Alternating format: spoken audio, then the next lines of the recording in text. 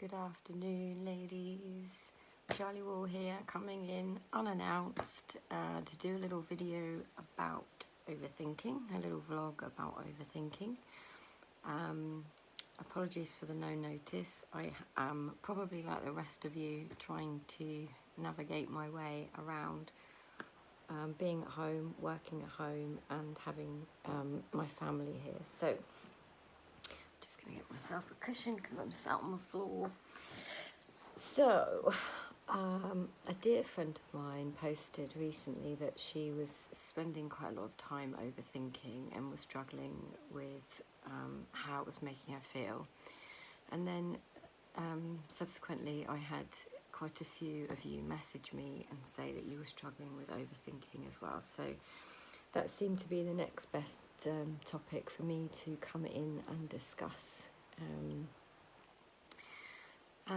So, I mean, what do you think overthinking is? Like, you can probably give me your example, because each of us will have our own version of what overthinking means. And each of us will have a version that is based around our own life, our own problems. Like, so these are all kind of thoughts that come in. So our life, what we think about it, our problems, what we think about them, and then we kind of create more thought upon more thought upon more thought, which is commonly known as overthinking. And the way that it looks to me now is that when we really get into our head, we're paying a lot of attention to our thoughts. What happens is we start sort of believing those thoughts. We start believing that things are no good. We start believing that we're no good. We start believing those thoughts which tell us crap about ourselves.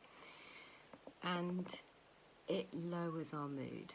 It lowers our kind of natural buoyancy, our natural resilience, because we start believing the crap that we're telling ourselves.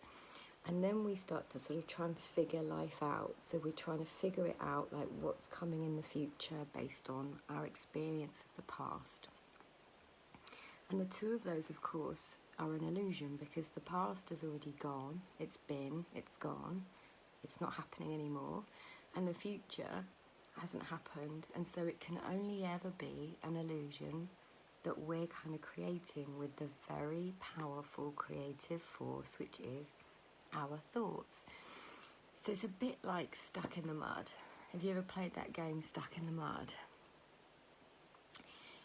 We can feel really stuck. We can feel like we've got our feet in like quicksand, or that really sludgy mud, you know, that you find in marshes, and you can just feel like you're, you know, when you get it really in your trainers and your shoes, and you're sort of walking along and your feet feel like heavier and heavier and heavier the more mud it picks up. That's kind of how your mind is. The more you pay attention to negative thoughts and kind of ruminating thoughts in your mind, it's a bit like the mud just sticks and sticks and sticks and sticks. So you end up feeling incredibly heavy, incredibly demotivated. Overthinking is the cause of procrastination, which again is just kind of overthinking and paying attention to your thoughts, and all of that, which leads us to our habits of behaviour, which is kind of where my specialities lie, but in also explaining how we all work as human beings. What's universal for all human beings is that we think. We have this incredible gift of thought. What we do with that, very innocently, is we pay attention to thoughts which don't serve us, and we pay attention to thoughts about the future, and all that ever is an illusion. It's an illusion that we've created in our mind. Again, what I said was based on past events. Now, with Stuck in the Mud, when you feel stuck, it's a bit like when you play Stuck in the Mud and, you know, someone crawls under your legs and then you're free and you can run free.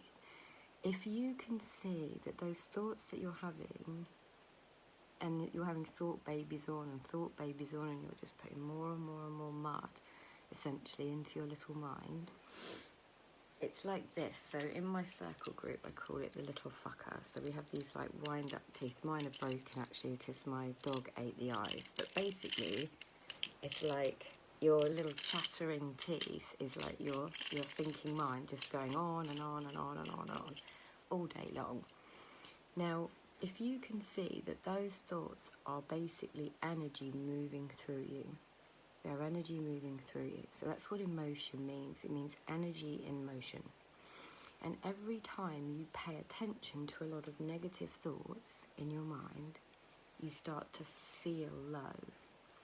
So the clue is basically in how you're feeling. So if you're feeling low, if you're feeling angry, if you're feeling frustrated, if you're feeling anxious, if you're feeling depressed, if you're feeling anything which makes you feel unsettled, it's a sign, it's like your rumble strip, that you are innocently paying attention to thoughts which are taking you down a train track which is just not going to take you anywhere good, other than to keep having more thought babies.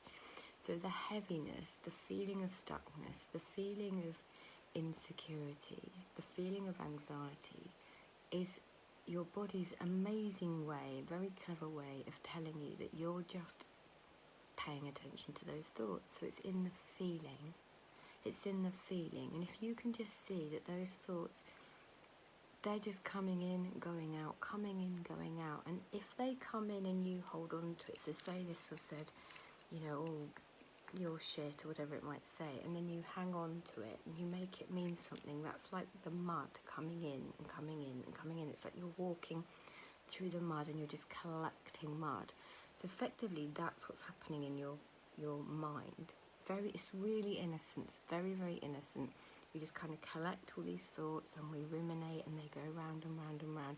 I mean, we have 70 thoughts a day. Not 70. Imagine that, you have 70 thoughts a day. You have 70,000 thoughts a day, apparently. But I don't know who took the time and patience to sit and count them. But anyway, that's a lot of thoughts. And they're coming in and they're just wanting to flow out. There's like a beautiful flow to your thinking if you don't hang on to it. If you don't start kind of getting stuck in and ruminating and moving your way around the mud. Let me ask you, like, when do you get your best ideas? When do you have like hits of inspiration?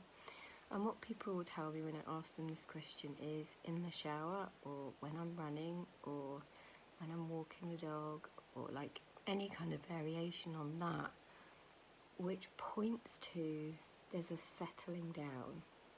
There's a settling down because happiness, inspiration, joy, peace of mind, clarity, inspiration, they are your birthright.